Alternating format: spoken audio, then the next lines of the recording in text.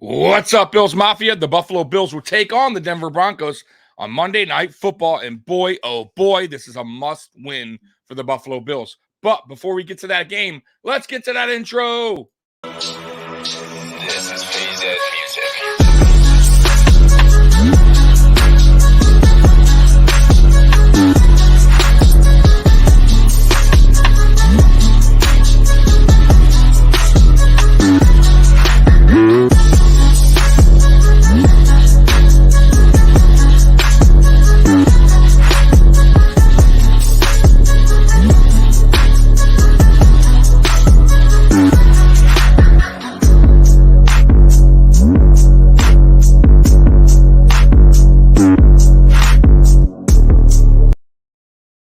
Welcome to the Mafia Sports Report. I am Tommy. Please like, subscribe, hit that notification bell because I always forget to tell you.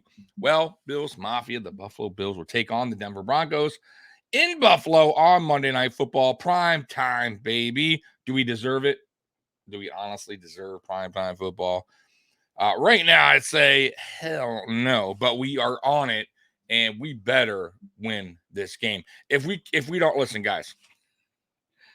If we don't win in Buffalo against the Denver Broncos, I'm sorry, but the season will be over for the Buffalo Bills. And I hate to be the Debbie Downer.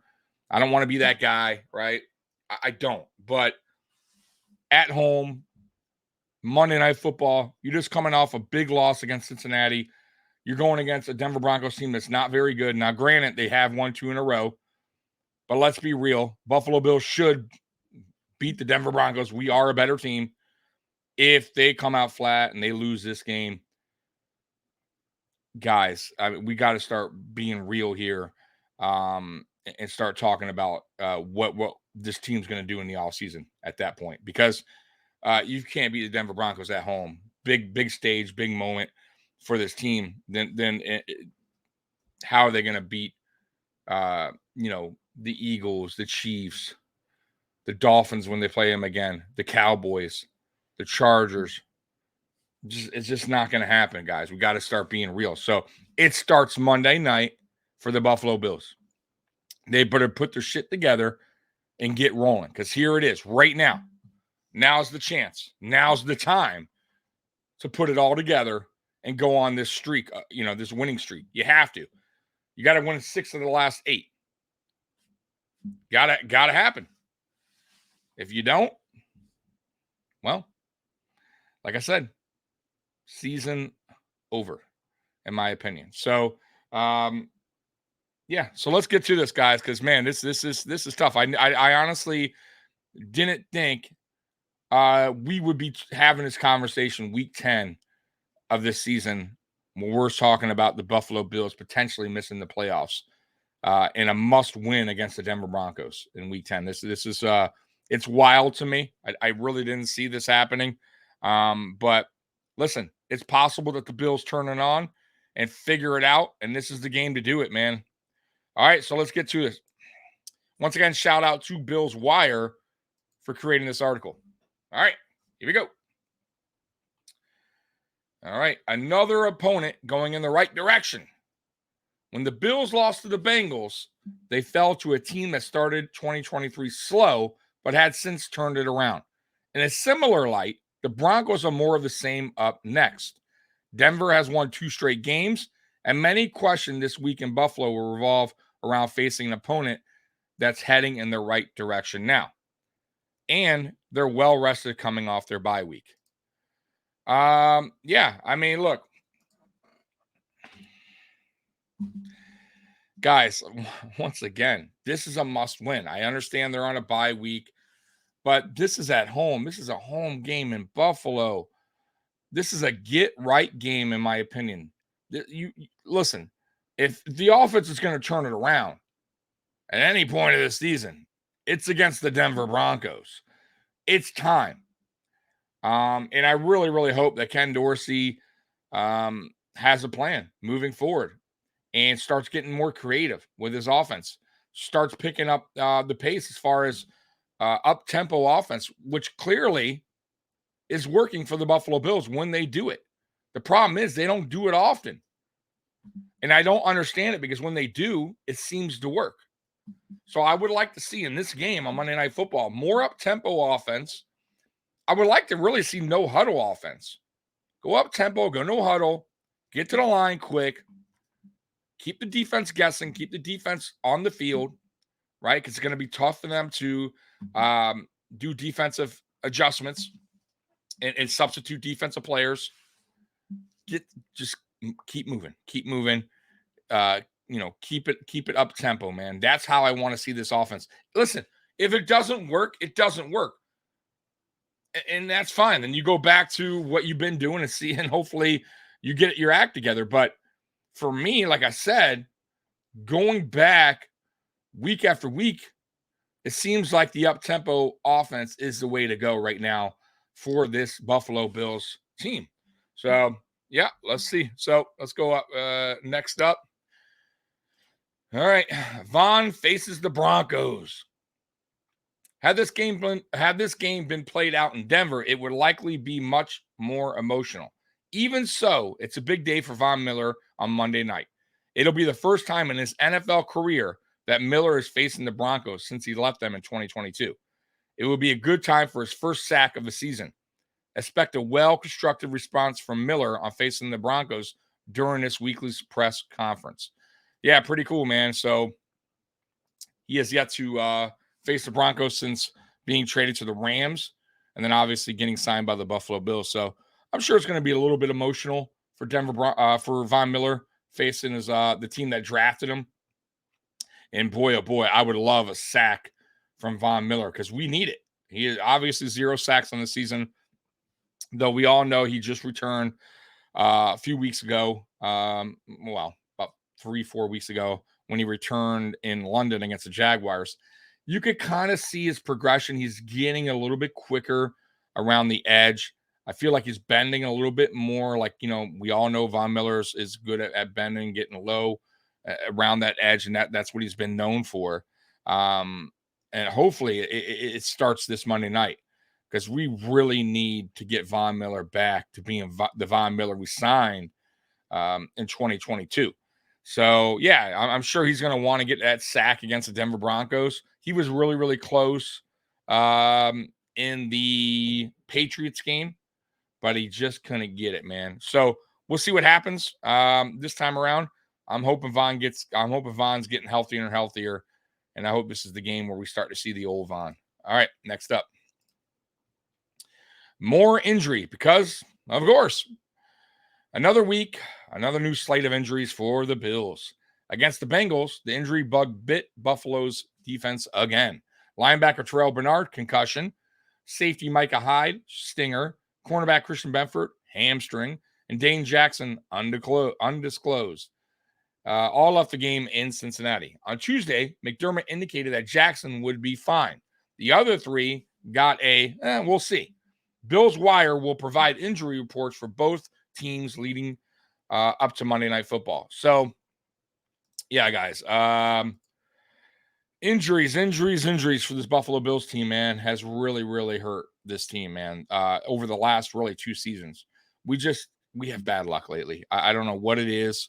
And it's key players. It's not even like players that, we can replace somehow or, losing a guy like Matt Milano is just unreplaceable, unless you got 2 unbelievable outside linebackers on your team. That's just not going to happen. I don't care what team you are. You usually don't have, backups that are just phenomenal players in that position. So losing Matt Milano, man, that really, really hurt this team.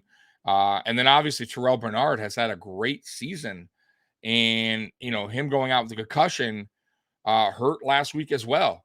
And now we're down to Dotson and Dorian Williams. It's just that scares me moving forward. So it's a concussion for Terrell Bernard.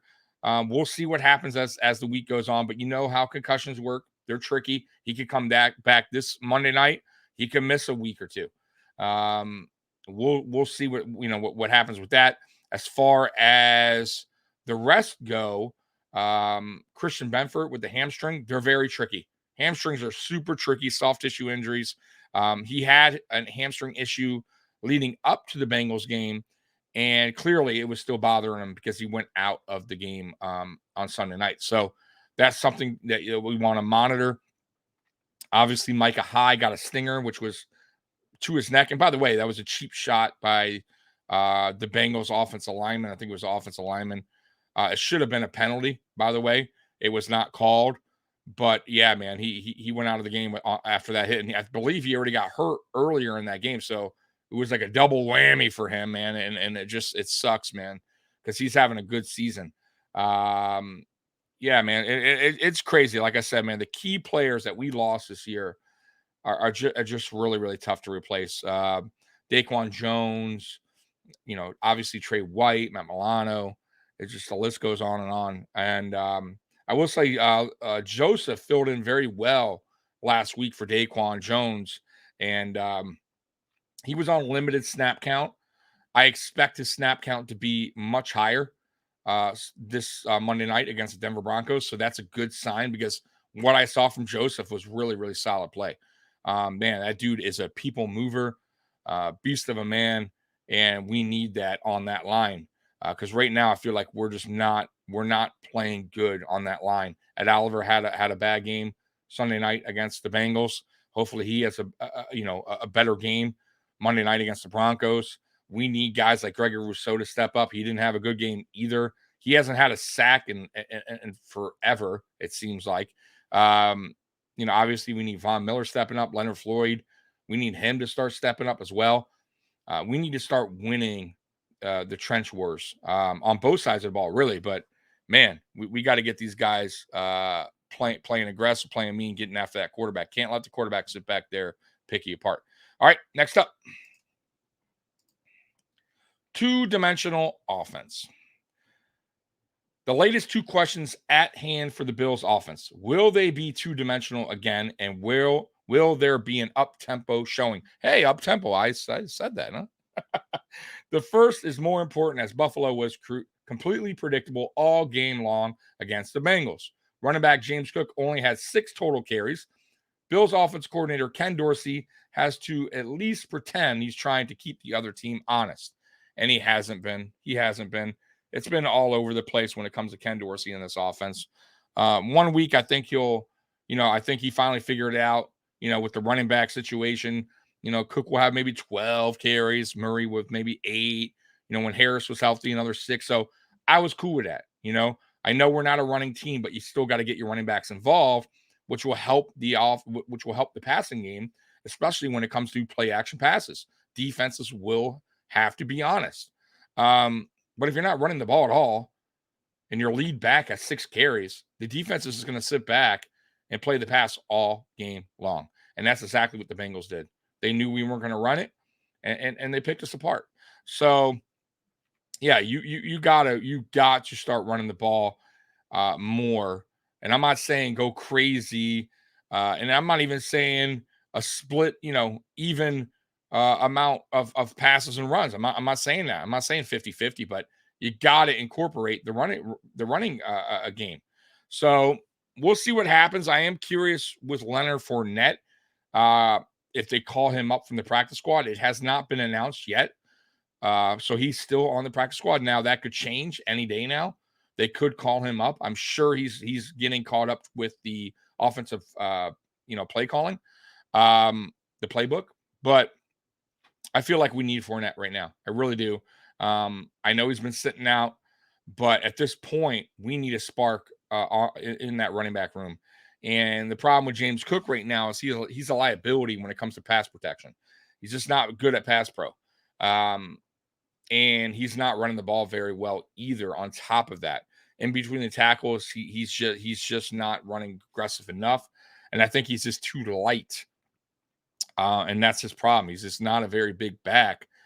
And that's why I said, to start the season, that they needed to incorporate Murray in more early on in the game to kind of wear down that defensive line so James Cook would have an easier time getting between the tackles on a line that's a little bit beat up already from having to tackle Murray for some of the games. So, but once again, Dorsey doesn't do that. Dorsey will get Murray in there, but doesn't run them. So I just don't even understand why you have him in there unless it's for pass protection, which then I guess I would understand. But you got to run them as well. So I am curious what they do with Fournette. Though Fournette didn't have an amazing season last year running the ball, he had a pretty good season altogether. He had over 1,200 all-purpose yards. So I would take that in a heartbeat. So let's see what Fournette can do, because I right now Cook's just not answering the bell, right? So, all right, next up.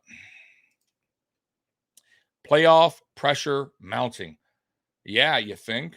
The Bills are on the outside of the AFC playoff picture. Really holding Buffalo Bills back as a 2-4 record against AFC opposition, as that's a key tiebreaker. That is terrible, guys, 2-4. No doubt about it. The Bills need this win against the AFC West foe. Absolutely. Absolutely. Almost every, listen, I would say, I told you guys, 6 out of 8, man. We got to go on a roll here. We have to go on a winning streak. There has to be one. We cannot continue how we've been doing, which is 1 win, 1 loss, 2 loss, 1 win. It's not going to happen. Like, this is the most important stretch of football this season. This is it. And it starts right here with the Denver Broncos. It has to, because like I told you guys, coming up, you got some really, really tough games. You got the bye week coming up, but, like I said, week 11, if I go to the schedule here, we got the Jets at the Bills. They're no pushover, guys. Their offense may not be the best, but if you go and look at their defense and what they've been doing against the better offensive teams in the NFL, they're doing their job. They're actually giving their team an opportunity to win, their offense an opportunity. So I don't think that's going to be any kind of pushover game. And obviously you saw how week 1 went against the Jets. So yes, it's in Buffalo, but that's not a given. And that's going to be a tough game. They have our number right now. Ken Dorsey doesn't seem to know how to break out of it. He just doesn't seem to get it. Like, he doesn't have an answer for the Jets defense. And that's a problem. And you better have an answer by, week 11. Now, week 12, the Bills go to Philadelphia. Tough game. On the road, Philadelphia. Once again, Buffalo, you better have your act together. All right? Then you got week 13 coming up. Let's see here. The Bills. Oh, that's the bye week. Okay. So a well-needed bye week, by the way. Josh Allen's going to, I'm sure, going to need some rest. That shoulder. Hopefully, I'll be honest with you, hopefully by then, shoulder's feeling a lot better. And we'll see, but still much needed rest for a lot of the players. Week 14 comes up. We play the Chiefs at Kansas City. Another tough game.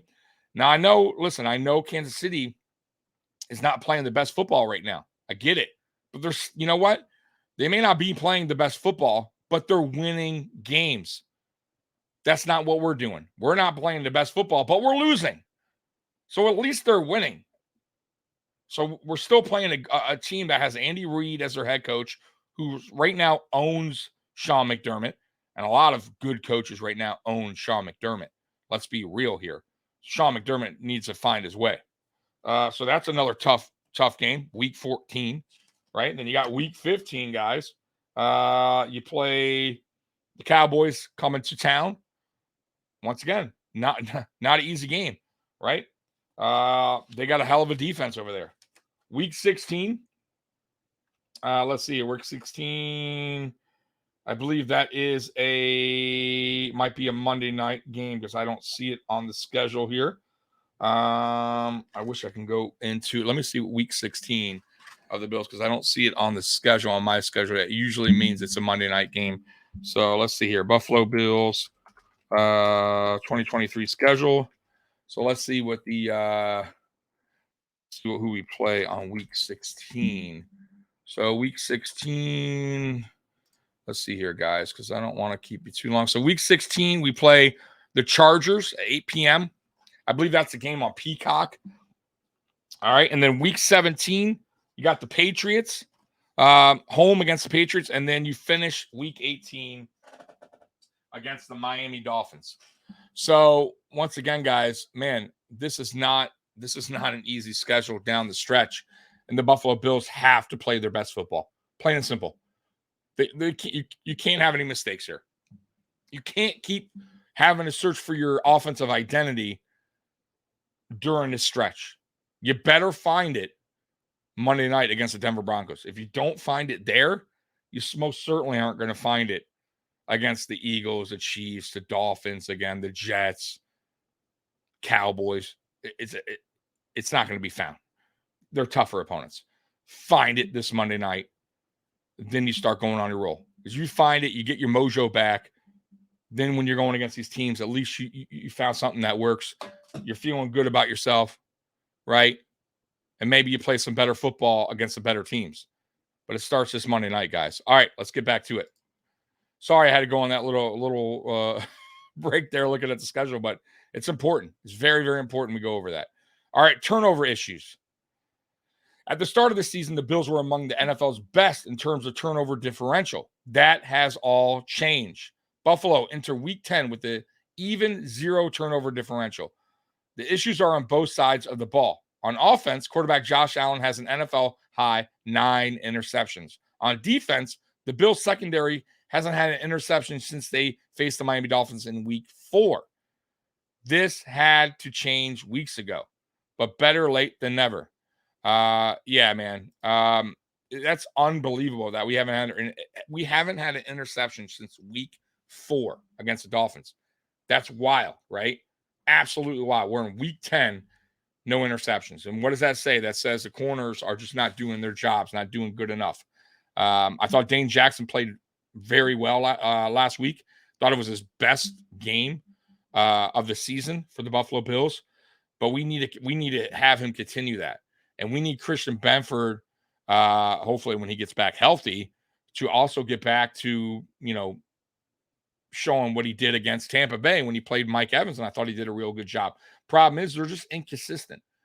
Dane Jackson's, think about like Gabe Davis, right? Just too inconsistent. We need more consistency from this cornerback room. And let's be real. That's why Brandon Beane went out and got Rasul Douglas in a trade, because he needs a veteran that knows what he's doing out there, that's consistent, and a ball hawk. So hopefully we see more Rasul Douglas also this week and moving forward. Now, we saw Rasul Douglas on limited action against the Bengals, and I understand that. We just acquired him, but we're going to need him. We're going to need him desperately down the stretch. So hopefully Rasul Douglas can start, helping out this corner room, start getting some turnovers. As far as the offense goes, the turnovers for the offense, Josh Allen, it is what it is, man. I think Allen's going to have those, blunders where he throws an interception here and there. And I'm honestly okay with that. If he's throwing more touchdowns than interceptions, like, you got to start playing a little better football. We got to put some points on the board. Josh Allen, I feel like he's having a good season. I do. I don't think it's his best, but his completion percentage is in the 70%, which is his career high. But I feel like this season he's missing some players. He's also missing some throws, clearly. He had a couple last week that he missed. So he has to also play better, no doubt about it. And as far as the turnovers, I don't see it crazy week in, week out turnovers. Now, yes, he has 9 interceptions, but go back to week 1, there was 3 of them right there. So he had a terrible week 1, 4 turnovers, 3 interceptions week 1. So I feel like he's done a lot better job after week 1 as far as throwing interceptions go, turnovers, fumbling. I couldn't remember his last fumble that he had. So he's done much better, in my opinion, with the turnovers. It's just he started off, week 1 really, really bad. So I'm not going to kill Josh Allen about that. But obviously we also had the fumble last week where Kincaid got caught up in the air and the ball got punched out. Honestly, that's just a hell of a play by the defense, man. Really, that happens. Believe it or not, that would happen to probably one of the top tight ends out there. You're caught up in the air. That guy came out of nowhere to punch the ball. You got to tip your cap sometimes to the defense guys. They get paid as well, right, to do their job. So I'm not going to kill Dalton Kincaid for that. That wasn't a fumble where he shouldn't have fumbled it, basically, right? Like he was careless with the football. He was in the air, man. It is what it is. All right, next up. Lenny's debut. There he is. I was just talking about him. After defensive tackle Linval Joseph and cornerback Rasul Douglas made their debuts with the Bills last week, we're now just waiting for running back Leonard Fournette. He will likely see his first snaps with the team against the Broncos. We'll see. Like I said, I haven't heard that. I haven't heard that he got called up yet from the practice squad. So Bills Wire got to pump the brakes a little bit on that, but maybe it is a possibility that he does get called up. And honestly, man, I really hope that they're at least, getting, Ken Dorsey's getting him implemented on the, certain plays that's for him so we can go ahead and get him going. He doesn't need to learn the whole playbook overnight. Get certain plays in that he knows well that's going to be just for him, while he's in the game is what I'm saying. So there's no reason to keep him on the practice squad week after week after week to learn the whole damn playbook and get it down. It's just not going to happen. Get him down for a certain amount of plays and then get him out there. So let's see what he can do. Because at this point, like I said, we need a spark in that running back room, and I think he could be the spark that we need. And I if he's not, he's not. It is what it is. But at least we try. That's one thing I keep saying about this offense. That we need to try something different. Because right now, what we're doing isn't working, and it hasn't been working. And we keep trying it week after week after week after week. We're not doing anything different. Nothing. So it's time to switch it up. And if that's bringing up Leonard Fournette and giving him more opportunities, then fine. So be it. I'm at this point, I think Bills Mafia is willing to try anything to see if this offense can get some kind of spark, momentum. And if that's Fournette, fine. If that's not even running, if you want to go, 5 receivers, fine. And pass all game, whatever. I don't, at this point, whatever works for this offense, whatever gets points on the board, I'm good with. Because, like I said, right now, what we're doing is not working. You see it. We are flat. We do not score a lot of points. I don't think we cracked over 20-something in the longest time. I don't think we've gotten past 30 since the Dolphin game. Let's see. So let's pull up the scores because I don't want to be wrong. So let's pull up our schedule here. What we scored in the past since the Dolphin game. Okay, guys. So here we go. So since that Miami game, man, I was right. 48-20, we beat the Dolphins. We lost to the Jacksonville Jaguars 25-20. We scored 20 points there. We won against the Giants. We shouldn't have won, but we did. We scored 14 points. That's disgusting. Then we lost to the Patriots 29-25. We beat the Tampa Bay Buccaneers 24-18, and we lost to the Bengals 24-18. Yeah, we haven't scored over 30 points since the Miami game. And it's crazy because we actually started off okay. We lost to the Jets, of course. We scored 16 points, which is atrocious. But then we went on a little run there. We had 38 against the Raiders. We had 37 against the Commanders. Then we had 48 against the Dolphins. Since then, it's been a decline big time by this offense. Unacceptable. They have to find something. You got to get your mojo back, whatever it is. And if that's try to be more creative, like I said, throw different players out there, fine. I'm good with it. But you can't just keep on, like I said earlier in a video I did the other day, being stuck in the mud. You can't just keep on smashing the gas pedal and expect to get out of the mud. You got to be more creative. Get out of the car and do something else. Put something underneath the tire. You got to think. And I feel like right now, Ken Dorsey and Sean McDermott are just saying, hey, we know this can work. This offense can work. We got to execute better. It's going to work. It's going to work. Guys, we're going in week 10. Like, how much more longer do you want to say it's going to work? It's going to work when clearly it's not going to work. It's time to get more creative. And somebody, by the way, left a comment. It's like, okay, you tell me what they should do on offense. Listen, it's not my job. I'm not the damn head coach, and I'm not the offensive coordinator. If I was, I would be in college right now or the NFL, being an offensive coordinator, head coach. If that's what I wanted for my career, it's not what I do. It's not my job. I'm not paid like they're paid to get this team right. And I know a lot of you guys too say, well, it's the players. The players got to execute. And I agree with that. I'm on board with you with that. The players also need to do their job and execute. But it's ultimately, at the end of the day, it is the responsibility of the head coach and the offensive coordinator or the defensive coordinator, whatever you're failing at on your football team, to fix it, to get it right.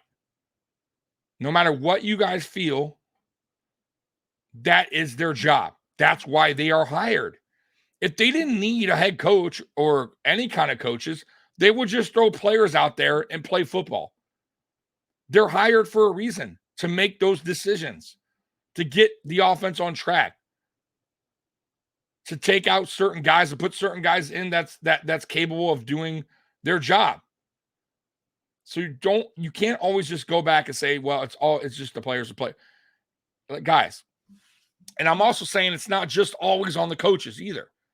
But like I said, at the end of the day, they're the responsible ones. They're the ones that got to fix it. That's what they're hired to do. And they have yet to do it. And we are in week 10 with a struggling offense that just can't find their way. And it seems like the head coach who's paid to figure that out, and the offensive coordinator who's paid to figure it out can't figure it out. And it's unacceptable. And like I said, you better start doing it now, because now you're down the downstretch. Here it is. And I will say one thing about the Buffalo Bills in the past 3 seasons. They've always played good down the stretch when it counted the most. We've been down this road before where we haven't played our best football, and then we turned it up, and we went into the playoffs with a good winning streak. And we win the AFC East. By the way, the AFC East is still theirs for our taking. We are 1 game out. It's not like we're 3 games out of first place. We are right there. We are right there. We win this week. Let's say the Dolphins lose. I think, are the Dolphins on a bye week this week? Let me see here. I'm sorry. I think they are on a bye week. So we wouldn't go in first place even if we win. I think we would be a half a game out if we win this game. So let me see here. Yeah, I believe the Dolphins are on a bye week. So we wouldn't take first place, but we would inch closer. But we can, like I said, when they return and they lose their next game, we keep winning, we're right back at first. We control our own destiny, right? Like, we control it. The Buffalo Bills right now, it's up to them what they want to do. Step up, play better football. And that starts from the coaches and then to the players. I told you guys a long time ago, man, I'm a true believer in, to have a good sports team in general, just like football, basketball, baseball, whatever. When it's a team-oriented sport, it all starts from the top, right? Ownership. Got to have good ownership. You got to have a good GM. You got to have a good head coach in place. You got to have good coaching staff in place. And then you got to have the players to execute. If you don't have that, if it starts off bad owner, you're fucked. GM doesn't know what the fuck he's doing, but you have everything else great, you're fucked. You have to have those key pieces, doing their job. And right now, in my opinion, the GM, I feel like he's doing all he can, in my opinion. But right here, now we get to the next level, the coaching staff, head coach and coaching staff. I'm sorry. They're not doing a good job right now. They are absolutely not doing a good job. I love what Sean McDermott has done here. I love that he brung the Buffalo Bills back to relevancy, that he made us contenders again. I love that. Listen, if that dude ever gets fired or leaves his team, I will never bash that guy for what he did here in Buffalo. I will say that was a good coach. He did all he can. He brought us back, from the dead and made us relevant again. But right now, he's not doing a good job, and we just have to be real on that. I understand the injuries. I get that, guys. You're going to say, oh, a lot of injury. I understand that, but he's the head coach. At the end of the day, he's the head coach. He's the one that has to fix this and correct this. And right now, he's not. Right now, it's the same old post-game speech, coach speak that we hear from him week after week after these losses. And it's like nothing's being changed. Nothing's being fixed. And eventually, you just get tired of it. And same with Ken Dorsey. Ken Dorsey, same old coach speak. And they love working around the tough questions. They don't answer the tough questions. And then the other coaching staff too as well. It's like, how long have we been a bad tackling on defense? So really, since Sean McDermott's been here, we just haven't tackled well. What's going on? You know what I mean? Like, position coaches, you're not doing your job, or is it the players? And if it's the players, then okay, you're drafting them and go out and get better players that know how to tackle. I mean, I don't know what to tell you there, but then that leads back up to Brandon Beane then, right? And Sean McDermott as well. And then obviously you got offensive line issues. Now, we've been better this year, but let's be real here. I was excited when we got Aaron Kromer, who, was one of the better offensive line coaches in the NFL. But once again, it just seems like this offensive line is just inconsistent. It started off pretty good. And kudos to Brandon Beane for, getting younger at that position, getting bigger as well, getting bigger offensive linemen that can run block. But I would say over the last 3 or 4 weeks, really, this offensive line is shaky. It's playing average at best. And I'm being nice. They need to do a better job. You got to pass protect better for Josh Allen. I feel like Josh Allen's, getting pressured way too quick. And also run blocking has been atrocious as of late. They got to play better. And then, like I said, the players themselves too. You go down to that list, the players have to execute. Josh Allen has to be better. Gabe Davis, where you been?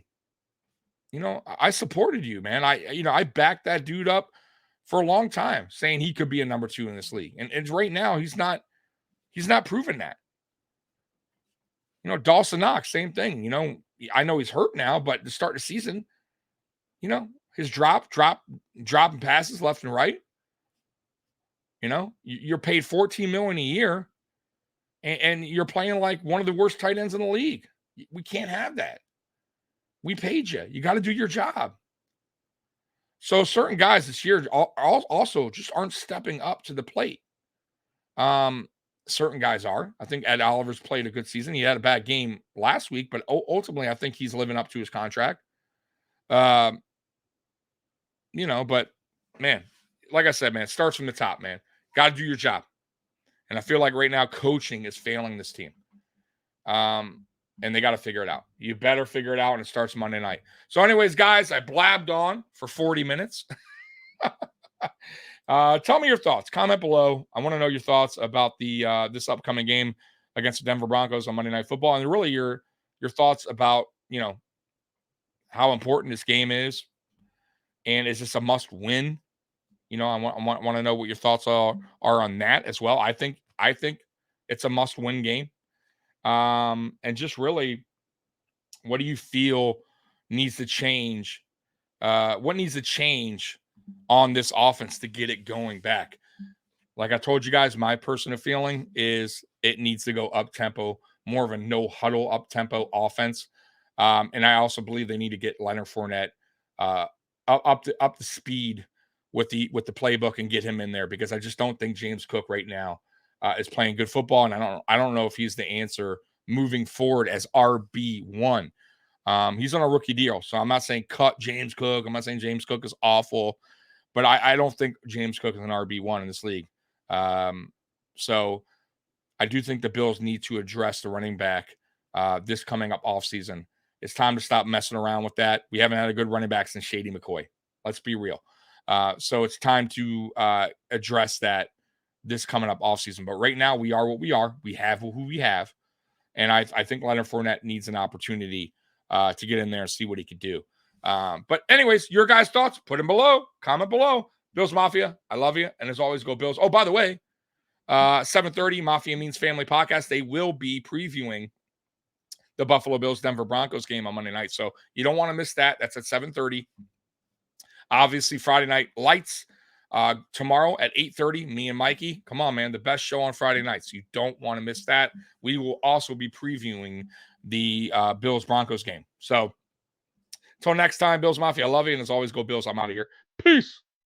And I'll play that outro.